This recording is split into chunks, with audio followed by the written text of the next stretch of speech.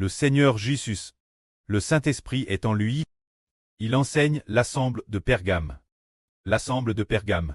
Qu'est-ce qui s'est passe? C'est l'idolâtrie et l'immoralité sexuelle. Avant de connaître Dieu. Presque, oui, presque.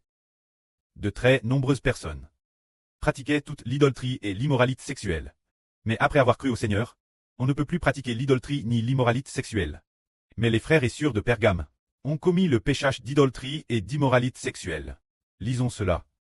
Crie l'ange de l'assemble de Pergame. Voici ce que dit celui qui a LPE aigu deux tranchants.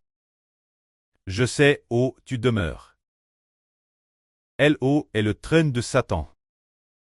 Madame, au jour ô Antipas, mon témoin fidèle. Athémie mort chez vous, LO Satan demeure. Tu retiens fermement mon nom. Et tu n'as pas renié ma foi. Mais j'ai quelque chose contre toi. C'est que tu as des gens qui s'attachent à la doctrine de Balaam, qui enseignait Balak, roi de Moab, mettre une pierre d'achoppement devant les fils d'Israël, pour qu'ils mangent des viandes sacrifiées aux idoles, et qu'ils se livrent l'immoralité sexuelle. De plus, chez toi, il y en a aussi qui s'attachent à la doctrine des Nicolates. Repens-toi donc, sinon je viendrai toi bientôt, et je combattrai contre eux. Avec LPE de ma bouche, ce que l'Esprit dit aux assembles, que celui qui a des oreilles, écoute. Au vainqueur, je donnerai de la manne cache, et je lui donnerai un caillou blanc. Sur ce caillou écrit un nom nouveau, ce nom nouveau, que personne ne connaît, sinon celui qui le revoit. Personne ne peut le connaître. Alors, l'assemble de Pergame, ce groupe de frères et sœurs Pergame. Qu'avait-il de bon? Ce qu'ils avaient de bon c'est que, il y avait un frère parmi eux, un frère nommé Antipas.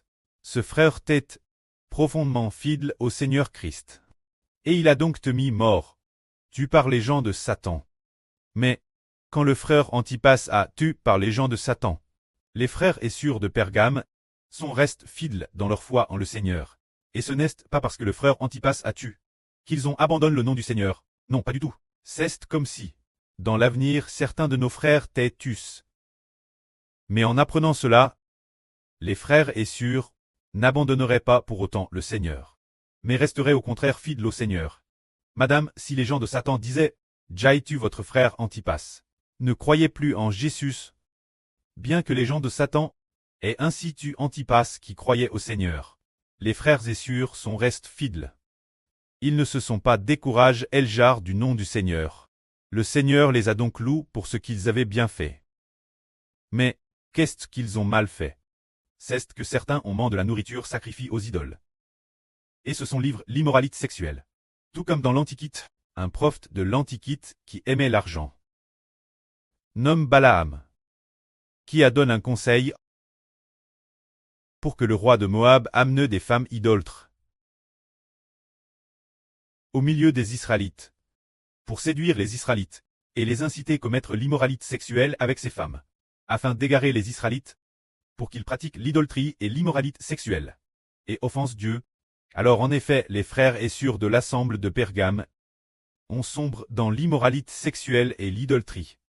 Alors le Seigneur a dit, si vous ne vous repentez pas, le Seigneur Jésus-Christ viendra vous, avec LPE aigu deux tranchants de sa bouche, pour vous combattre, s'il continue à adorer les idoles, se livrer l'immoralité.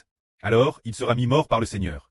Car le frère Ashbert a vu de ses propres yeux un homme qui le prêt à montrer qu'il était idolâtre. Le frère Ashbert la exhorte plusieurs reprises. Mais il n'a pas coup. Finalement, peu de temps après, le Seigneur lui a repris la vie.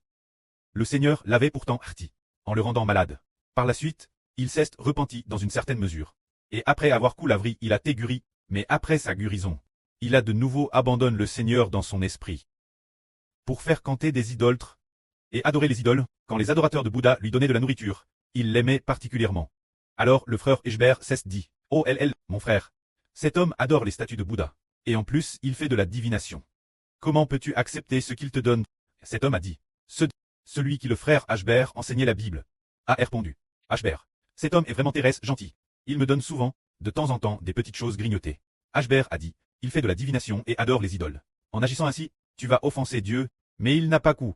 Et finalement, Dieu lui a repris la vie. Que la gloire soit rendue au prêtre et au Seigneur. Amen.